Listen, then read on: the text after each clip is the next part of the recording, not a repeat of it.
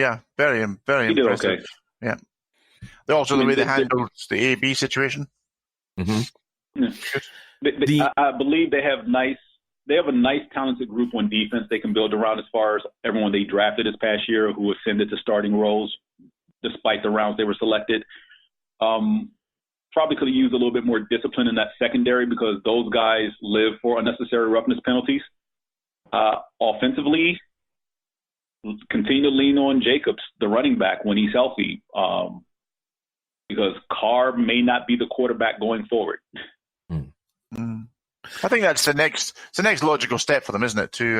They've revamped that roster very impressively, and then I think the next step is to utilize these draft picks and get a quarterback. Well, speaking about a guy who may or may not be the quarterback going forward is at number 13, the Indianapolis Colts. Speaking about being completely honest with the public, David Gettleman held a long press conference. I think it was today. It might have been yesterday. And mentioned that Jacoby Brissett, perhaps not the guy, or perhaps he will be the guy in Indianapolis. You didn't say Dave Gettleman, did you? Did I? Yeah, he did say Dave Gettleman. Yeah, because when you said Dave Gettleman, I was immediately thinking about, don't worry, the Giants are fine because they've got some extra computer folk. Yeah, whatever. Dave Caldwell. Thank you. All right, whatever. He had a long press conference. At least you didn't say Nick Folk again. Well, that's what happens when you get old, Neil. You should know better than I. You're only as old as the woman you feel, Jay. Oh, gosh. Anyway, let me jump in here briefly. I think the GM is a little misguided as far as his statements on Brissett because there are a number of issues as far as his play. And yes, it was inconsistent in the second half of the year, but he was also missing T.Y. Hilton. And unfortunately, after Hilton, there are no wide receivers on this roster to talk about. They have a solid running game in Marlon Mack. Eric Ebron was basically on a Pro Bowl level before he got hurt for the year. So, I mean, there's talent on this offense. They just need to bolster the receiving core. And, yeah, Brissett should get another shot at starting. They lost 3 games because deep breath. They lost 3 games because Brissett's backup, who was incompetent in playing quarterback, lost all 3 games, and one is to Miami. So you're looking at a team that could have easily been 10-6 instead of 7-9. That's fair. And something to build on. I mean, and look, don't get me wrong. The defense didn't play well this year either. Who's their linebacker? Darius Leonard. He missed almost half the season due to injury. And pretty much most of the games that he missed, they lost. Because the defense couldn't step up and make plays when necessary, and that mostly had to deal with the front 7. So when he's out, this defense is vastly different. He's the guy that pretty much controls everything. So, although we could say that what we've learned here is that James did 5 minutes on the Indianapolis Colts. I'm surprised it was only 31 minutes on his own team.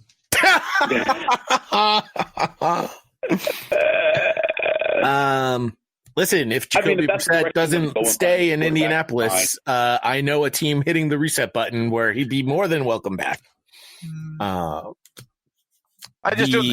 just struggle because okay, I understand they lost T.Y. Hilton, but there's a certain team in the Philadelphia area you may be familiar with, James, and their quarterback did quite okay without all his wide receivers. Yeah, wide receivers he never threw to in the first place.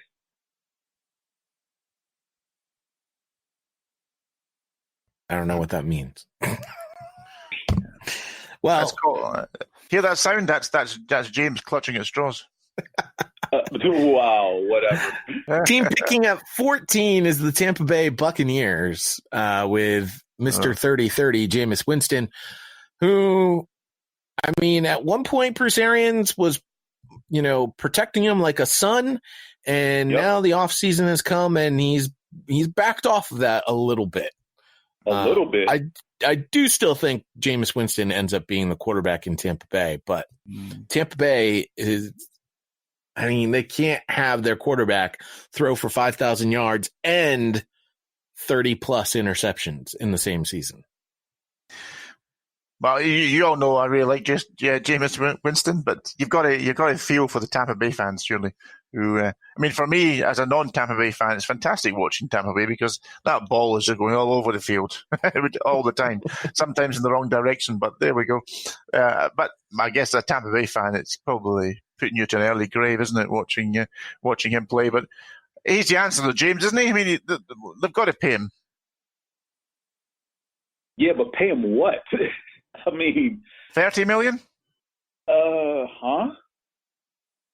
That's the going rate for a starting quarterback. Oh gosh, I mean, if that's what it's going to take, geez. Look, I believe the Buccaneers want Winston back.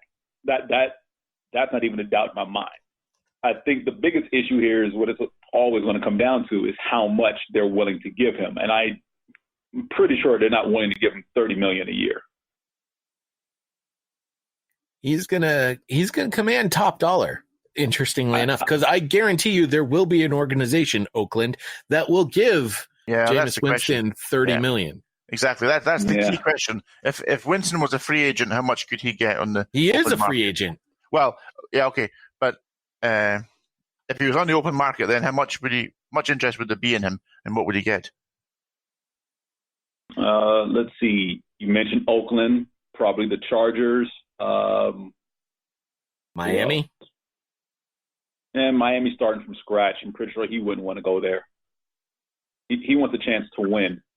But he would get the offer, wouldn't he? He would get a contract offer from them, I'm sure. He could probably go to Pittsburgh because Roethlisberger might be done. Roethlisberger's not done.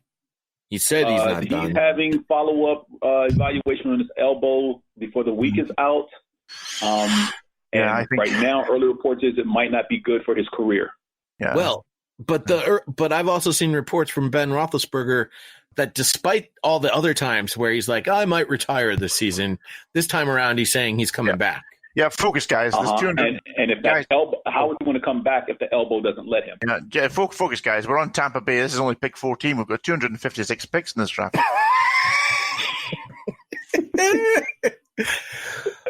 What about Denver? Did Drew Lock prove that John Elway can find a quarterback? No, but he's going to be the quarterback next season. There you go. Too early to tell, isn't it? I mean, he's promising, like Haskins, promising some good stuff, some bad stuff. Certainly enough to be going on next year, but who knows yet? We'll know more by this time next year, James. The Atlanta Falcons did not get rid of Dan Quinn, nor did they get rid of their general manager, as much to MJ's chagrin, I'm sure. Quinn has been with Atlanta since 2015 and has led the Falcons to a 43-37 regular season record, 2 playoff appearances, 1 division title, and a Super Bowl appearance in which the greatest comeback of playoff history occurred. And now you just alienated all the Falcon fans. Well, I'm just reminding them because apparently on the next NFL 100 poll, the greatest moment in Patriots history is the stupid 28-3 comeback, which I 100% disagree with. That's very kind of you. Very kind of you, Jake. I'm sure the Atlanta fans need reminding. I mean, Falcons probably had an opportunity here to hit the reset button, decided not to. I do think that there's, again, a team that's loaded with talent that just underperformed. A lot of injuries there too, wasn't there, this year? And last year. Yeah, There's always injuries, though, with Atlanta. There's always injuries, and that was the problem. So last year, half the defense gets injured, and they figure we'll be fine if we let the defense stand pat and come back with the same core. And it seemed like this year, the other half of the defense got hurt. So where they probably should have, solidified probably the depth of that defense, they chose not to, and it bit them in the butt because the defense was half hurt again. Mm. The team that we were the only team that we had in the exact same spot in week 1 as we did in the final week of the season is the team picking at 17, the Dallas Cowboys. We had them at 14 at the beginning of the season. We have them at 14 at the end of the season. And Jerry Jones has yet to fire Jason Garrett. And James is on record as saying Jason Garrett will be the head coach in Dallas come 2020. I don't believe that's the case. His contract runs until January 14, and I believe that this is a ploy that Jerry Jones just doesn't have to legally say he fired Jason Garrett. He's just going to let that contract expire. Of course, the problem for Jerry Jones is who is the guy that he's got in mind to replace him, because there's a good chance that one of these guys that we've already mentioned as coaching candidates is going to end up on one of those other teams with an opening.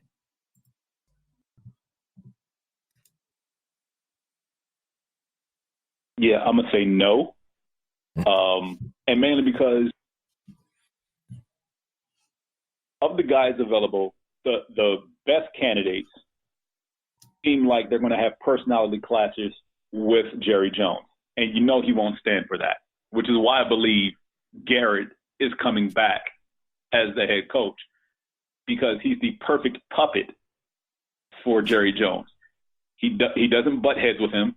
He carries out his orders like a good little soldier, and he does what he's told. He coaches this offense to the whim of Jerry Jones. And Jones, look, if Jones was upset in any way, shape, or form with how this team was playing at any point during the season, he could have fired him after any of those big losses after week 8, like the Jets, the Bills, the Eagles game. I mean, he had numerous opportunities to cut him loose.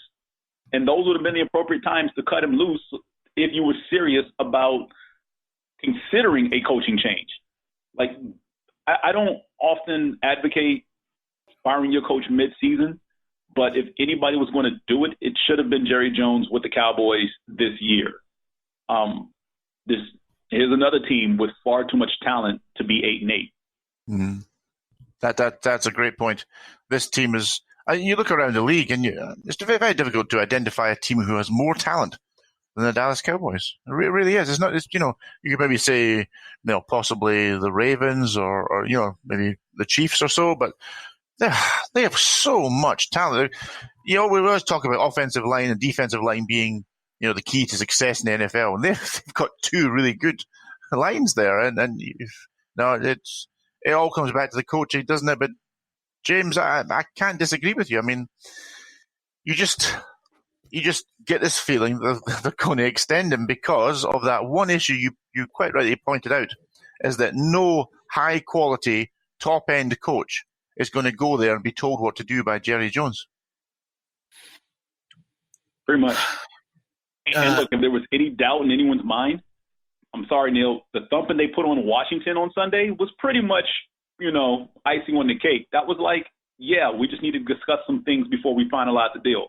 Because if you were going to fire this guy, you would not be on your third meeting today. They met Tuesday. They met Wednesday. They're meeting today. What are they talking about? Because it's not a, quote, mutual parting of ways that takes 3 meetings. Yep, totally agree. It certainly makes you think that they're leaning towards keeping him. Well, then Jerry Jones has no one to be upset with than himself. And admit being wrong. They're probably spending 3 days to put together the press release, how they're going to get that across to the fan base. Oh, I was really hoping that you were going to say something really funny there, and you missed your opportunity. I can't do it all the time. You guys are going to chip in at some point. The next 3 picks are the final 3 picks of teams not in the playoffs, and they were all traded away. At 18, Miami will be picking, but they got this pick from Pittsburgh. We've talked a little bit here about Ben Roethlisberger and his future. I'm still of the opinion that Mike Tomlin is not the head coach of the year. It is John Harbaugh. And to my point, people are making the same argument. If you're making the argument for Mike Tomlin, then you have to make the same argument for Doug Peterson. And his team is in the playoffs. Who should beef with the Tomlin? Who thinks Tomlin should be the head coach of the year? Me. Ask your Oh, really? Yes, really. Go on, give us a brief 31 minutes on that one, then. No, he's already been over it. He did more with this team than he should have because they lost all their great offensive weapons, blah, blah, blah, blah, blah. All right. The 19th pick is the Oakland Raiders. They got that pick from Chicago. They're going to stick with Mitch Trubisky. I don't think that was a surprise to anyone. And